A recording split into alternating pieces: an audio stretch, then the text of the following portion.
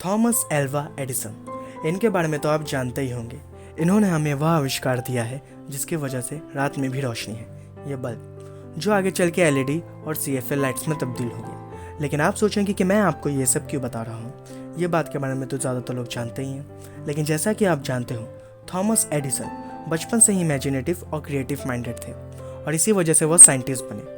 और उन्होंने ऐसे बहुत से आविष्कार किए जो बहुत ही इनोवेटिव और कुछ ऐसे आविष्कार जो बहुत ही अलग थे। तो आज हम ऐसे इनके कुछ आविष्कार के बारे में बात करने वाले हैं, इसलिए इस वीडियो को पूरा अंत तक ज़रूर देखिएगा। The phonograph.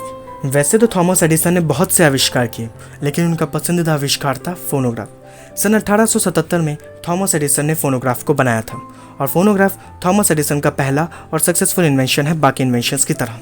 और यह आविष्कार लोगों को बहुत पसंद आया क्योंकि लोगों ने पहली बार एक ऐसे मशीन को देखे थे जो आवाज़ें रिकॉर्ड कर सकती है और रिकॉर्ड की गई आवाज़ को सुना भी सकती है। और इस मशीन में 2 नीडल्स होते हैं, एक आवाज़ रिकॉर्ड करने के लिए और एक प्लेबैक के लिए। और इस फोनोग्राफ में जो सबसे पहला गाना रिकॉर्ड किया गया था वो था Mary had a little lamb. The motion picture camera. सन 1888 में थॉमस एडिसन ने कहा था कि मैं अब एक ऐसे आविष्कार पर काम कर रहा हूं जिसमें हम चित्र को चलते हुए देख सकेंगे। और साल 1892 में थॉमस एडिसन और उनकी टीम कामयाब हो गई पहला मोशन पिक्चर कैमरा बनाने में।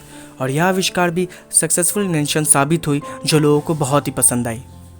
और अगर हम बात करें मोशन पिक्चर कैमरा के वर्किंग के बारे में, तो इसमें पहले इमेजेस को रील्स में कन्वर्ट किया जाता है और रील्स के दोनों साइड में जो होल्स होते हैं उसे स्प्रॉकेट होल्स कहते हैं। और रील्स को स्प्रॉकेट गियर्स की मदद से चलाया जाता है, जैसा कि आप इस वीडियो में देख रहे हो। स्प्रॉकेट गियर्स रील्स के होल्स में इंसर्ट होकर उसे नीचे पुल करता है ताकि दूसरा इमेज शो हो सके और फिर दूसरे के बाद तीसरा।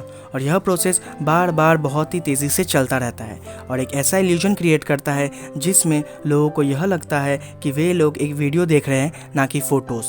और यहीं से फिल्में बनाने का चलन भी शुरू हुआ था और थॉमस एल्वा एडिसन को father of the motion picture भी कहते हैं। Home subscription. 20वीं सदी के शुरुआत में थॉमस एडिसन ने एक ऐसे सर्विस की शुरुआत की थी जिसका नाम था एडिसन होम सर्विस क्लब, जिसमें उस वक्त के जितने भी गाने बनते थे वो सारे गाने इस फोनोग्राफ में रिकॉर्ड किए जाते थे और यह सब गाने लोगों तक पहुंचाए जाते थे ताकि लोग यह सब गाने आराम से अपने घर में बैठकर सुन सके।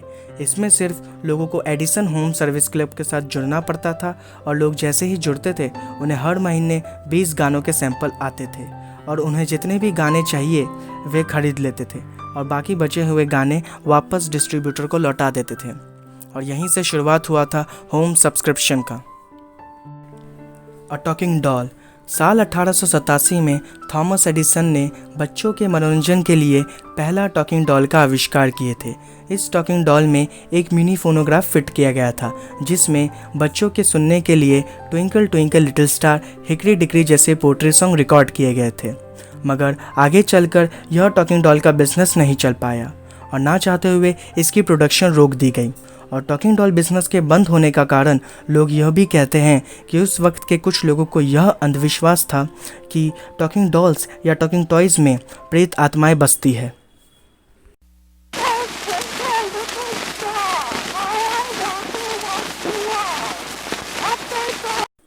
The electric pen. Printing telegraph से इंस्पायर होकर थॉमस एडिसन ने पहला इलेक्ट्रिक पेन का आविष्कार किया था और 1876 में स्टेंसिल पेन नाम से इस आविष्कार को पेटेंट करवाया गया। इस इलेक्ट्रिक पेन को बनाया गया था वर्कर्स और एम्प्लॉयर्स का काम आसान करने के लिए। मतलब कि अगर उन्हें हैंडराइटिंग कॉपीज़ या डॉक्यूमेंट्स की कॉपीज़ बनानी हो तो वो इस इलेक्ट्रिक पेन से आसानी से बना सकते थे, क्योंकि उस वक्त डॉक्यूमेंट्स, ड्राइंग्स, हैंडराइटिंग जैसी लिखावटों की कॉपीज़ बनाना बहुत ही मुश्किल हुआ करता था। इसी बात को ध्यान में रखकर थॉमस एडिसन ने इलेक्ट्रिक पेन का आविष्कार किया। इस इलेक्ट्रिक पेन को ताकत मिलती है वेट सेल बैटरी से और जब उपयोगकर्ता इस इलेक्ट्रिक पेन से लिखता था तब इलेक्ट्रिक पेन पेपर्स में छोटे छोटे होल्स कर देता था और फिर लिखने का कार्य पूरा होने के बाद एक मेटल शीट को लेकर उसके ऊपर ब्लैंक पेपर रखने के बाद वो पेपर लिया जाता था जिस पे इलेक्ट्रिक पेन से लिखा गया है। फिर इसको ब्लैंक पेपर पर रखकर इंक रोलर चढ़ा दिया जाता था।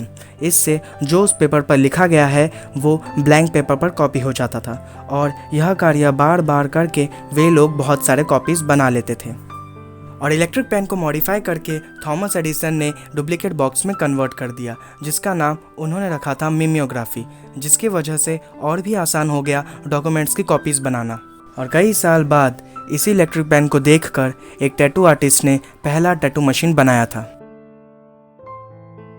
वीडियो पसंद आया तो लाइक करिए, शेयर कर दीजिए ताकि दूसरे लोगों तक भी ये नॉलेज पहुंचे। और भी ऐसे अमेजिंग वीडियोस देखने के लिए न्यूनेस टॉक को सब्सक्राइब कर लीजिए और साथ ही साथ बेल आइकन को प्रेस करके ऑल का ऑप्शन सिलेक्ट कर लीजिए ताकि आपको लेटेस्ट वीडियोस की अपडेट मिलती रहे। और आपको ये वीडियो कैसा लगा नीचे कमेंट सेक्शन में ज़रूर बताना। तो मिलते हैं नेक्स्ट वीडियो में। Thanks for watching.